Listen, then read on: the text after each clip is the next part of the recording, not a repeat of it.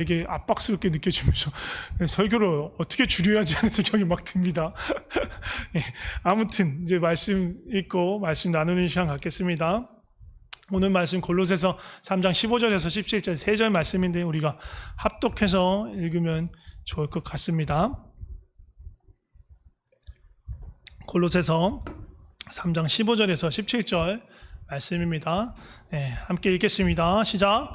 그리스도의 평강이 너희 마음을 주장하게 하라. 너희는 평강을 위하여 한 몸으로 부르심을 받았나니 너희는 또한 감사하는 자가 되라. 그리스도의 말씀이 너희 속에 풍성히 거하며 모든 지혜로 피차 가르치며 권면하고 시와 찬송과 신령한 노래를 부르며 감사하는 마음으로 하나님을 찬양하고 또 무엇을 하든지 말에나 일에나 다 주 예수 이름으로 하고 그를 힘입어 하나님 아버지께 감사하라. 아멘. 예, 오늘 나눌 말씀의 제목은 감사하는 자가 되라라는 제목으로 나누려고 합니다. 이 말씀이 15절 끝에 있는 말이죠. 감사하는 자가 되라. 바울의 권면이기도 합니다. 예, 골로새서니까 골로새에서 되게 바울 서신이에요. 바울 서신의 대부분의 제목은 3개 빼고는 다 지명 이름이에요. 예, 3개가 빌레몬서, 디도서, 디모데, 전후서 이렇게 되죠. 걔네들 빼고는 다 지명 이름이고요. 그 곳에 있는 성도들에게 보낸 편지입니다. 골로새라는 도시는요, 어디 있느냐 하면 지금으로 따지면 터키 내륙, 당시로 말하면 소아시아 지역 안쪽에 있는 도시였는데 큰 도시가 아니었어요. 작은 도시였어요. 소도시였습니다. 에베소는 큰 도시였죠. 그 에베소로부터 한 160km 정도 떨어진 내륙에 위치한 곳이었고요. 여기는 바울이 전도한 지역이 아니었어요. 그렇다고 얘기를 해요. 정확하게는 알 수 없죠. 에바브로디도가 아마 가서 복음을 전했을 것이다 라는 이야기들을 합니다. 근데 이 지역이 작은 소도시이지만 지역적인 특성이 뭐냐면요, 여러 민족이 이렇게 혼재해서 살아가고 있는 도시였어요. 유대인도 물론 유대에서 온 유대 이주인들, 디아스포라 유대인들도 있었고요. 헬라인들도 있었고 로마에서부터 온 이주민들도 있었어요. 그리고 원래 거기서부터 토착해서 살아오던 사람들도 있었고요. 원주민이라고 하면 뭔가 이렇게 뭐라 그러죠? 원시인 참 비슷한 사람 생각할 수 있는데 거기 원래 살던 사람이라는 의미에서 원주민들이 거기 살고 있었습니다. 그런데 당연히 교회 안에도 그런 사람들이 다 함께 혼재해서 있었어요. 이 골로새 교회의 어떻게 보면 특징인 거죠. 근데 바울이 이제 이 골로새 교회를 향해서 영적인 도움을 주려고, 영적인 어려움이 조금 이제 생기려고 했었어요. 이제 거기도 이단의 어떤 공격으로 해서 어려움이 있을 수 있었기 때문에 그거에 대해서 도움을 주기 위해서 바울이 편지를 쓴 거예요. 그래서 1, 2장은 그 이단으로부터 어떻게 이 바른 믿음을 가질 것인가에 대해서 설명하는 내용들이 1, 2장의 주를 이루고요. 그리고 3장하고 4장은 그리스도인으로 어떻게 합당한 삶을 살아가야 할까, 4장은 또 주로 마무리하는 그 끝인사로 되어 있습니다. 그러니까 지금 오늘 3장이 본문이잖아요. 3장 15절에서 17절에 3장 그러면 그리스도인으로 어떻게 살아가야 할 것인가에 대한 내용 중에 특별히 오늘 나눈 본문은 감사에 대해서 이야기하고 있는 거예요. 15절에서 17절까지 3절을 읽었는데 이 3절에 감사라는 말이 각 절에 한 번씩 나와요. 매절 나와요. 그래서 15절에 보면 다시 한번 이렇게 살짝 보여주실래요? 15절에 보면 너희는 감사하는 자가 되라고 맨 끝에 나오고요. 16절에 보면 그거를 넘기면 안 보여요. 그 앞에 읽었던 부분을 읽어줘야지 쭉 볼 수 있어. 16절에 보면 이것도 16절 끝부분에 감사하는 마음으로 하나님을 찬양하라 라고 되어 있죠. 그리고 17절에도 보면 그를 힘입어 하나님 아버지께 감사하라 라고 이렇게 매절 한 절마다 감사라는 말이 이렇게 3번 반복되어서 나옵니다. 그래서 한 절씩 살펴보면서 어떻게 우리가 감사하는 자가 될지, 감사하는 자로 살아갈지 좀 알아갔으면 좋겠습니다. 자, 그래서 15절 이제 15절만 다시 한번 띄워주세요.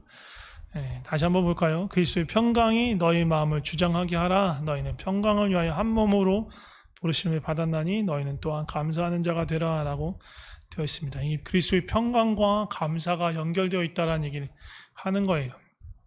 평강에는요, 우리 평강이란 말 참 좋죠. 우리 교회가 평강교회에서 더 좋습니다. 평강에는 내적인 평강이 있고 외적인 평강이 있을 수 있어요. 그리고 이 지금 골로새서에서 말하고 있는 평강은 이 내적인 평강과 외적인 평강을 둘 다 얘기하고 있는 거예요. 외적인 평강은요, 크게 보면요, 나를 둘러싼 이 외부 세계의 모든 상황과 관계들이 어려움이 없고 갈등이 없는 그런 상태가 평강이에요. 외적인 평강. 근데 이 골로새서에서 말하는 외적인 평강, 그것보다 조금 더 범위를 좁혔어요. 이 골로새서에 한해서 말하고 있는 이 외적인 평강은 그리스도의 한 몸 된 지체들 안에서의 평강이에요. 너희는 평강을 위하여 한 몸으로 부르심을 받았다라고 이야기하고 있어요. 그래서 본문보다 조금 앞쪽에 11절을 보면요, 아까도 말씀드렸지만 이 골로새의 지역 그리고 골로새 교회의 인종적인 어떤 구성을 볼 수 있어요. 거기는 헬라인이나 유대인이나 헬라파나 무할레파나 야만인이나 스구디안이나 종이나 자유인이나 차별이 있을 수 없다라고 얘기하잖아요. 이런 사람들이 지금 다 이 골로새 교회 안에, 골로새 지역에 다 섞여 있는 거예요. 그러니까 다양한 사람들이 있고, 다양한 인종, 다양한 민족, 다양한 계층의 사람들이 함께 모여서 교회를 이루고 있는 거예요. 그러니까 그런 것들에 의해서 갈등이 있을 수 있겠죠. 그런데 바울은 얘기하는 거예요.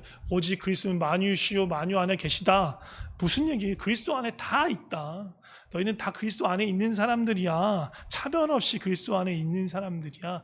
그리스도께서 만유를 다스린다는 얘기는 다시 말하면 너희들 모두를 다스리는 거야 라고 이야기하는 거예요.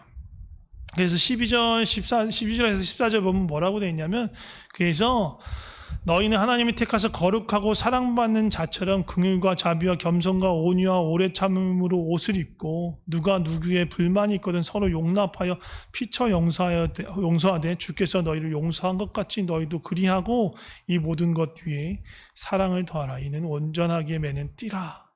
이렇게 행해서 서로 그리스도 한 몸 안에서 평강을 지켜라 라고 이야기하는 거예요. 이 외적인 평강을 지키는데 힘쓰라라는 얘기를 하는 거예요.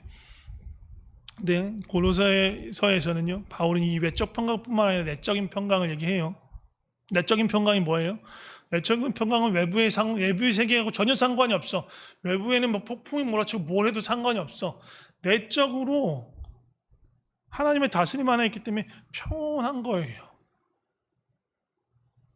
어떻게 그럴 수 있느냐? 이건 이제 이 골로새서 3장 맨 앞을 보면 뭐라고 얘기하냐면, 너희가 그리스도와 함께 다시 살리심을 받았으면 위의 것을 찾으라.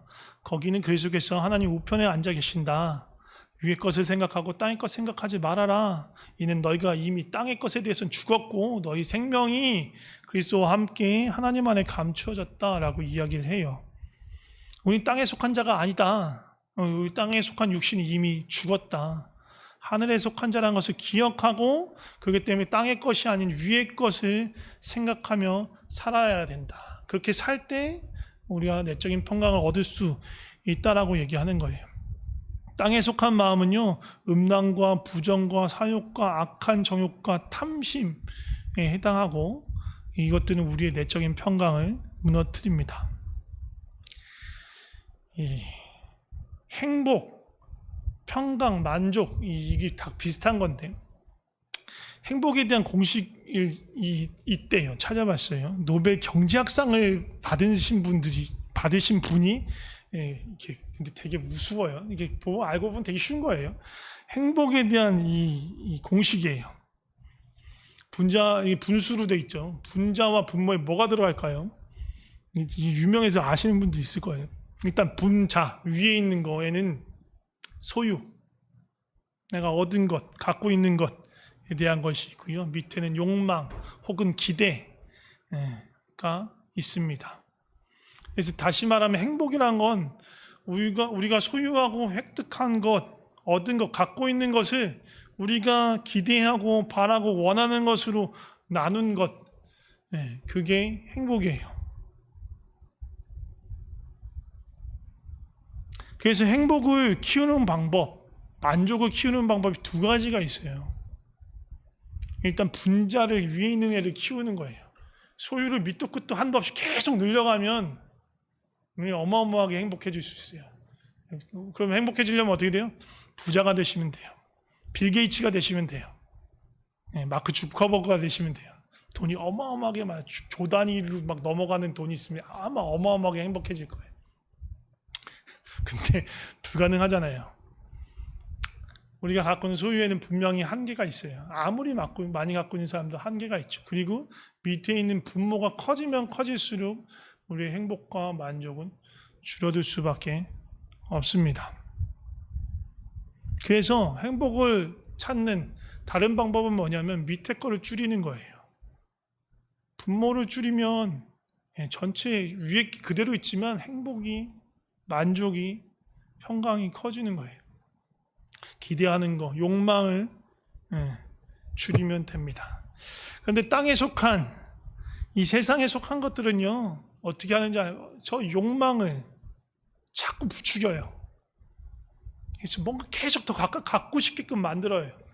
나한테 없는 것, 누군가한테 있는 것을 바라보면서 가져야 될 것 같고 막 그렇게 됩니다. 그 부추김에 따라서 저 욕망을 계속 키우면요, 행복이 줄어들겠죠. 불행하게 되는 거예요. 불만이 가득하게 되는 거예요. 감사가 사라집니다. 감사하는 마음이 사라지면 거기에 뭐가 찾아올까요? 원망과 비난과 자기 비하와 그런 마음들이 생기는 거예요.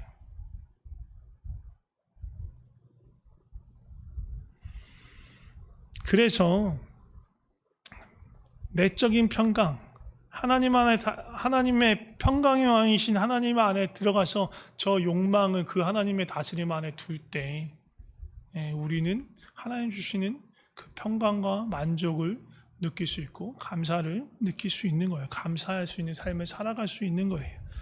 그래서 저 욕망을 하나님의 다스림 안에, 평강의 왕이신 하나님 예수 그리스도의 그 다스림 안에 두어야 하는 겁니다. 두 번째 절을 볼까요? 16절 보면 그리스도의 말씀이 너희 속에 풍성히 거하며, 말씀과 감사가 관계가 있다는 거예요. 그리고 뒤에는 피차 가르치고 권면하고 시와 찬송과 신령한 노래를 부르고 감사한 마음으로 하나님을 찬양하라. 말씀과 예배, 그것이 감사와 관계가 있다라는 얘기를 하는 거예요. 첫 번째 말씀은요, 앞에 저거 그 위에 공식하고 연결되어 있어요. 이것도 욕망, 우리가 원하고 바라고 기대하는 것, 그거를 결정하는 거예요. 우리가 원하고 바라는 건 그냥 내가 원하는 거지라고 생각하지만요, 사실 그렇지 않아요. 우리는 그걸 욕망하도록, 원하도록 알게 모르게 주입을 받아요. 뭐로부터 그렇게 할까요? 가장 강력한 힘을 가진 건 매체예요. 미디어예요. 드라마, 영화, 음악, 그런 것들이 아주 큰 영향을 받고요. 그리고 또 영향을 받는 건요, 부모님과 학교를 포함한 모든 것들을 받는 교육들이에요. 우리는 알게 모르게 부모로부터, 학교로부터 요구하는 것들을 욕망하면서 욕망하는 것들을 배우기 시작해요. 자라면서. 우리는 1등이 되고 뭔가 경쟁에서 앞서가도록 계속 훈련을 받고 배워왔어요. 그게 가장 좋은 인생의 길이라고 생각하는 것들을 배워왔단 말이에요. 성경은 그렇게 가르치지 않거든요. 성경 어디에도 경쟁에서 이겨라, 누군가를 밟고 이겨서 최고가 되라라는 얘기 하지 않아요. 그런데 우리는 그게 너무나 자연스럽고 그게 맞는 삶이라고, 옳은 삶이라고 살면서 생각하고 있어요. 뭔가 부지런히 하는데, 부지런히 하는 데서 그치는 게 아니라 남들보다 더 부지런해야 되고 남들보다 더 뭔가 뛰어난 성과를 만들어내야 된다고 생각하고 계속 비교하면서 경쟁하도록 배워왔어요. 그것도 우리 가운데 욕망인 거예요. 그런 것들을, 세상을, 다시 말하면 이런 것들 다시 한마디로 말하면 세상인 거예요.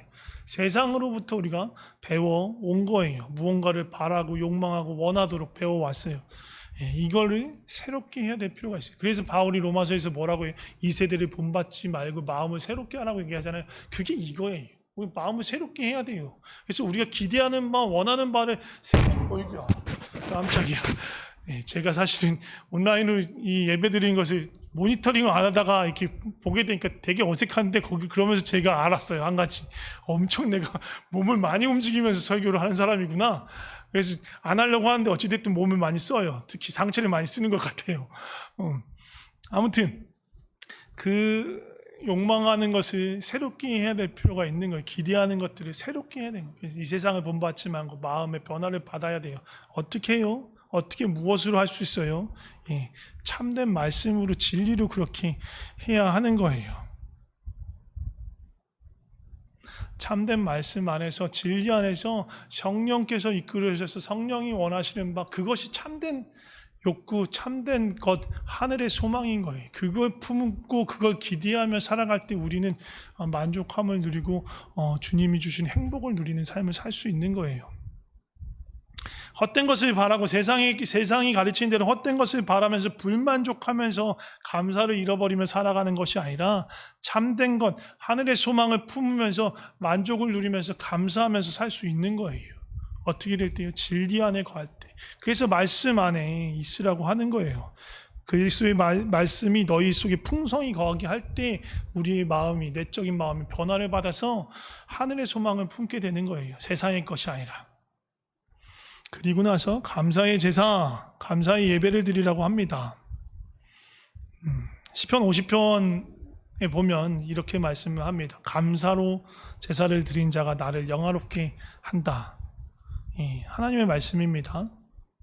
감사하며 감사함으로 하나님께 드리는 제사, 하나님을 영화롭게 드리는 제사가 그거예요. 세상적인 욕망이 이루어졌다고 해서 세상으로부터 배운 그것들을 내가 이루고 성취했다고 해서 그것을 가지고 감사하는 게 아니에요. 우린 근데 그렇게 하기 쉬워요. 원하던 뭔가를 얻었어요. 감사합니다. 이렇게 말하기 너무 쉽죠. 근데 그 원하던 것들이 하나님으로부터 오는 욕망이 아니고 세상으로부터 받은 욕망인 경우가 많다라는 거예요. 그렇지 않고 하늘의 소망, 아까 말한 그 성령의 진리 가운데서 가르쳐주는 성령의 소망을 품고 내적인 외적인 평안을 누리면서 감사할 때, 평강의 왕이신 예수 그리스도의 다스림 안에서 감사할 때, 그것으로 하나님께 나아갈 때 그 제사를, 그 예배를 하나님께서 기뻐하신다는 것입니다. 그 감사가 하나님을 영화롭게 하는 것입니다. 지금 거의 한 달째 우리가 평강감사 운동을 하고 있죠. 매일매일 평강감사라는 해시태그를 달고 감사한 일들을 생각하면서 적습니다. 너무너무 좋아요. 너무너무 좋아요. 우리 하나하나, 우리 삶에 있는 작은 일 하나하나를 가지고 감사할 수 있는 게 너무 좋아요. 그 의미가 뭐예요? 이 삶의 이런 작은 일들조차도 하나님의 다스림 안에 있습니다라는 우리 고백인 거예요. 하다 보니까 너무 좋아서 추수감사절 지나도 계속 할까 하는 생각이 들고 있습니다. 고민을 좀 해보겠습니다. 근데 거센 반발이 있는 거 아니야? 막 보이콧하고 추수감사절 지난 다음 날 딱 아무도 안 하고 불안합니다만 고민하고 기도하고 알려드리겠습니다. 세 번째 17절입니다. 또 무엇을 하든지 말에나 일에나 주 예수 이름으로 하고 그를 힘입어 하나님 아버지께 감사하라. 사실 이 얘기 따로 할 게 없어요. 방금 얘기했던 두 번째 거에 거의 연결되어 있는 말씀이에요. 근데 이 예수의 이름으로 하라는 이거하고 연결되어서 좀 한 번 더 설명을 하고 나누고 싶습니다.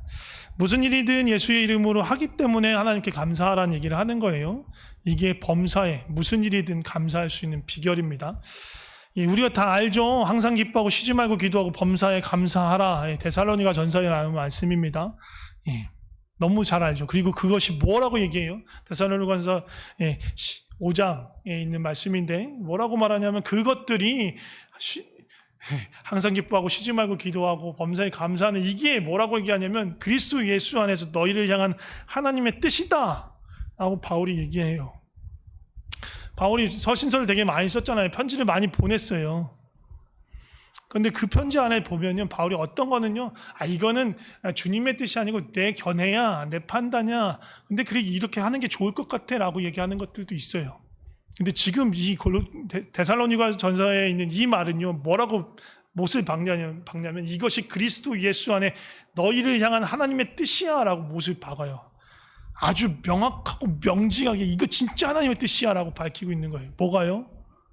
네, 항상 기뻐하고 쉬지 말고 기도하고 범사에 감사하는 거예요. 이게 정말 근데 쉽지 않아요. 어떻게 항상 기뻐할 수 있지? 쉬지 말고 제가 보면 이 세계 중에서 쉬지 말고 기도하는 게 제일 쉬워요. 네, 제가 보기엔 그래요. 저에게 있어 개인적으로. 이 첫 번째 거 항상 기뻐하는 거고 범사에 감사하는 거 너무너무 힘들어요. 왜냐하면 우리한테 늘 있는 일들이 늘 좋은 일만 있는 게 아니니까 어려운 일도 있고 힘든, 특히 지금처럼 코로나 시국 오래 지속되고 있는 이런 코로나 시국에서는 더욱 그렇죠. 코로나 시국에서 우리는 살림살이가 나아지기는커녕 점점 더 어려워지고 있습니다. 집 밖에 나돌아다니는 것도 쉽지 않습니다. 지금 나돌아다니긴 합니다. 우리가 많은 분들이 그러고 계시고, 근데 그냥 이건 지금 담대한 마음으로 하시는 것들이죠. 사실 상당한 위험을 무릅쓰고 하고 계시는 겁니다. 또 항상 마스크에 또 페이스 쉴드까지 해야 되니까 얼마나 답답합니까? 제 아내가 장을 보러 잘 안 가고 장을 거의 제가 보러 갑니다. 네, 몇 번 장을 보도록 제가 드라이브만 하고 가게에 잠깐 한국마트 잠깐 진짜 30분 정도 들어갔다 나오는데 페이스 쉴드 했다 너무 답답해서 죽겠다고 저한테 막 하더라고요. 저는 그걸 쓰고 한 2시간을 장을 보고 그랬는데 한 30분 하고 너무 힘들고 답답하다고 막 그런 얘기를 하더라고요. 우리가 그렇게 지금 답답하게 있어요. 너무 힘든 상황 속에 계속 있어요. 근데 어떻게 감사를 할 수 있지? 이렇게 힘들고 짜증나고 괴로운데. 그런데 무슨 일이든 예수의 이름으로 하면 감사할 수 있다라고 지금 얘기하는 거예요. 지금 이 골로새서 3장 17절 말씀은 이 범사에 예수님의 이름으로 행한다는 놈이 도대체 뭔지를 알아야 우리가 그렇게 행할 수 있고 감사할 수 있지 않을까. 예수님의 이름으로라고 붙어서 얘기하는 것들에 대해서 제가 몇 번 말씀을 드렸어요. 사도행전 얘기할 때도 했고 그 전에 기도에 대해서 얘기할 때도 제가 나눴습니다. 사도행전 얘기할 때는 그 스게와의 아들들, 제사장 스게와라는 사람과 그 아들들이 예수님의 이름을 빙자해서 귀신을 내어 쫓으려는 얘기를 나누면서 이 얘기를 했었습니다. 여러 번 얘기를 했던 걸 다시 복습 차원에서 얘기하는 거예요. 예수님의 조금 다른 설명을 할 거예요. 저도 같은 말 계속하기가 좀 지겹고 지루해서 다른 비유를 생각해냈습니다. 예수님의 이름으로 행한다는 건 뭐냐면요, 우리가 하는 행위들에 대해서 이 상표를 붙이는 거예요. 예수님이라는 상표를 붙이는 거예요. 그러니까 어떤 제품에 어떤 상표가 붙어 있다라는 건, 애가 아이패드잖아요. 아이패드에 보면 이 먹다 만 사과 같은 거의 버린 사과 같은 이 마크가 붙어 있어요. 이 애플 로고잖아요. 이 상표가 붙어 있으면 이 상품에 대해서 애플이라는 회사가 우리 거고 이 품질에 대해서 우리가 어느 정도 보증할게라는 의미가 담겨 있는 거예요. 그렇죠? 뭔가 우리가 전자제품 삼성 TV인데 저거를 산다든가, 제가 거즈와리 거인가? 야마 악기를 산다든가 하면 그 제품을 만든 회사의 이름이 갖고 있는 어떤 것을 보고 신뢰도가 생기잖아요. 저건 야마 거니까, 저건 삼성 거니까, 이건 애플 거니까 어느 정도 품질을 하겠구나. 그렇지만 우리가 묻지마 중국 제품을 사면 우리 마음에 어떤 마음이 있어요? 얘는 그냥 한 번 쓰다 고장나면 버려야겠구나. 그런 마음이 있을 수도 있는 거예요. 근데 우리의 모든 행위에 예수님이란 이 로고가 박힌다는 건요, 우리 모든 행위에 예수님스러움이 담겨져 있다라는 것들을 보증하는 마크라는 거예요. 우리가 예수님의 이름으로 무엇을 행한다라는 건 그런 거예요. 우리가 행한 일, 우리가 하는 일, 하려고 하는 그 모든 일들에 예수님이란 이름의 상표를 붙이는 거예요. 그러려면 어떻게 해요?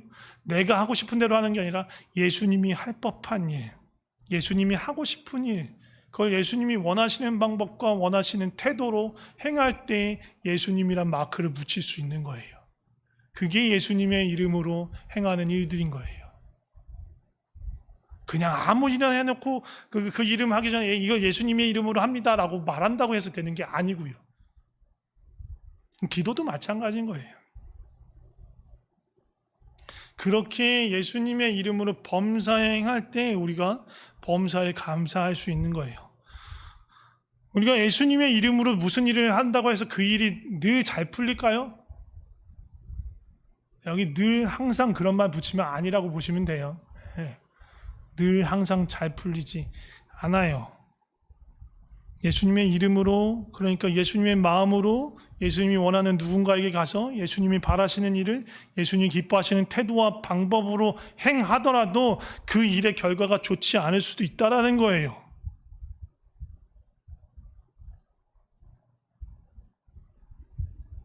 그러면 실망하고 원망하고 막 화를 내니까 뭐야 예수님의 이름으로 행했는데 도대체 결과가 이게 뭐야? 막 그리고 실망하고 원망하고 하면 우린 감사가 사라지잖아. 그럼 우린 이거 뭐야? 감사할 수가 없잖아요. 한 가지를 더 생각해야 됩니다. 뭐 지난주에 수요사랑방에 좋아하는 노래 나눴었는데 이 노래는 아주 최애하는 노래가 아니어서 나누진 않았었는데 제가 좋아하는 노래가 하나 있습니다. 행복의 열쇠라는 노래예요. 들국화 멤버였던 최성원 씨가 솔로 앨범 내면서 했던 노래예요. 나중에 이게 원래 가요로 낸 앨범 노래인데 이게 너무 가사가 좋고 하니까 CCM 가수들이 부르면서 CCM으로 알고 계신 분들도 있어요. 앞에 부분을 생략하고 후렴 부분을 가사를 말씀드릴게요. 비교는 바보들의 놀이, 최선은 우리의 권리, 결과는 하나님의 뜻, 감사만이 행복의 열쇠. 라고 이렇게 부른 노래예요. 비교는 바보들의 놀이, 최선은 우리의 권리, 결과는 하나님의 뜻, 감사만이 행복의 열쇠. 이런 노래예요. 되게 멜로디도 복음성가스럽죠. 그래서 착각하기 쉽습니다. 아무튼 가요로 나온 노래예요. 근데 너무 이게 딱이에요. 예수님의 이름으로 최선을 다했어요. 근데 결과에 대해서는요, 우리가 고민할 게 아니라는 거예요. 결과는 하나님의 뜻이에요. 하나님의 것이에요. 그냥 하나님께 그냥 맡기면 돼요. 내 눈에 보기에 이게 잘 됐다 안 됐다를 내가 평가할 이유가 없어요. 그건 그냥 내 눈으로 보는 거고 내 기준으로 보는 거예요. 내가 정말로 하나님의 예수님의 이름으로 하나님의 뜻대로 무언가 해냈다면 그것이면 충분한 거예요. 우리는 우리 나름의 최선으로 하나님의 뜻을 따른 거고요. 하나님은 하나님의 최선. 하나님의 최선은 완전함이에요. 탁월함이에요. 전능하심이에요. 거룩하심이에요. 그 일을 풀어가고 계세요. 하나님 풀어가고 계세요. 하나님께 맡기면요, 우린 별 다른 거 신경 쓸 필요가 없는 거예요. 우리는 지금 이 순간에 이 일만 볼 수 있죠. 근데 하나님은요, 과거와 현재와 미래를 동시에 보고 계시며 영원 전부터 영원 후까지 계신 분이에요. 지혜가 무궁하신 분이에요. 우리 눈에 보이기엔 이게 뭔가 틀어진 결과 같고 뭔가 안 좋은 결과 같지만 그렇지 않다라는 거예요. 그 가장 대표적인 케이스가 뭔지 아세요? 예수님의 십자가예요.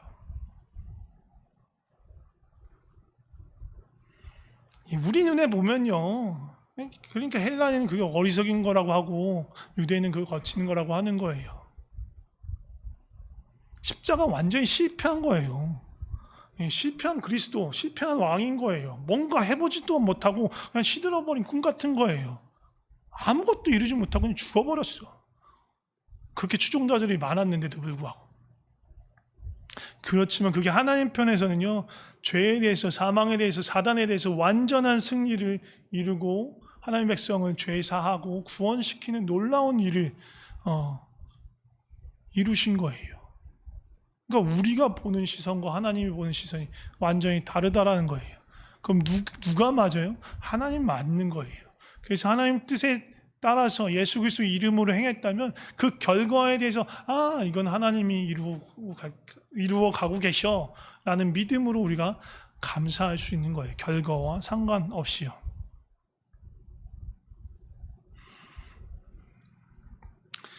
예수 그리스도 이름으로 범사에 행하면 그리스도 안에서 하나님께서 행하실 그것을 믿는 믿음으로 우리가 모든 일에 결과, 우리가 생각하는 결과와 상관없이 감사할 수 있습니다.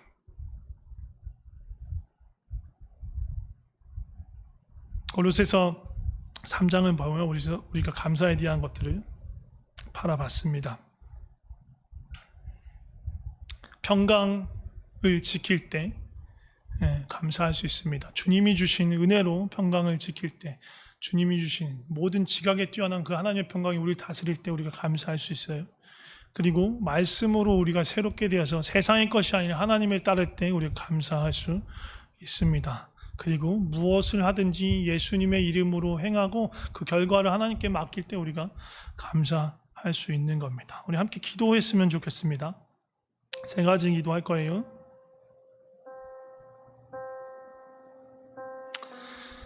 우리 마음의 모든 지각에 뛰어난 하나님의 평강으로 지켜주시옵소서. 그리고 우리가 그 평강의 띠를 가지고 성령이 하나 되게 하신 것들을 힘써 지키게 하여 주시옵소서.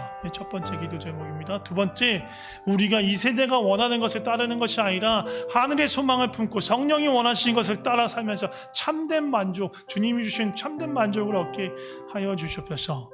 마지막으로 범사를 예수 그리스도의 이름으로, 예수 그리스도께서 도장 찍으실 수 있는, 예수 그리스도의 그 상표를 붙일 수 있는 그런 삶을 살아가게 하시고 결과에 상관없이 하나님께 맡기며 감사하는 삶을 살게 하여 주시옵소서라고 좀 기도했으면 좋겠습니다. 같이 기도하시겠습니다.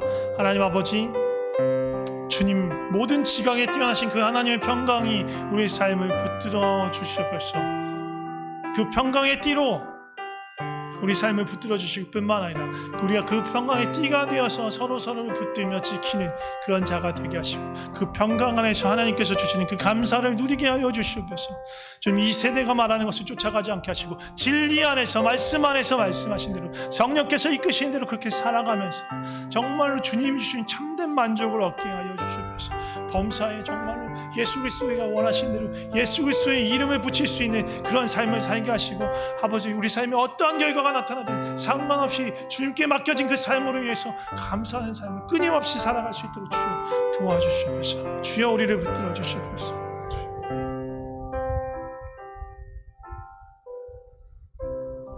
하나님 아버지, 우리를 향해 감사하라, 감사하는 자가 되라, 그렇게 말씀해 주셔서 감사합니다. 이 말을 우리가 어렵게 짐으로 여기며 지켜야 되는 그런 명령이 아니라 우리에게 복을 주시려는 하나님의 복된 말씀으로 우리가 받겠습니다. 하나님, 우리가 땅의 것이 아닌 하늘을 바라보며 그 하늘 소망을 품게 하시고 또 생명의 말씀을 우리가 붙들게 하여 주시옵소서. 모든 지각에 뛰어난 그 하나님의 평강이 우리의 마음과 생각을 지켜주시고 또 그 평강으로 서로와 서로를 붙들며 지키게 하여 주시옵소서. 예수 그리스도의 이름으로 우리가 살아가는 모든 순간에 그 이름으로 우리 가운데 상표를 붙일 수 있고 그 이름으로 도장 찍을 수 있는 그런 삶을 살게 하여 주시고, 그래서 예수 그리스도의 향기와 그 냄새를 풍기는 감사의 삶을 살 수 있도록 우리를 붙들어 주시옵소서. 우리의 감사의 이유가 되시는 예수 그리스도의 이름으로 기도드립니다. 아멘.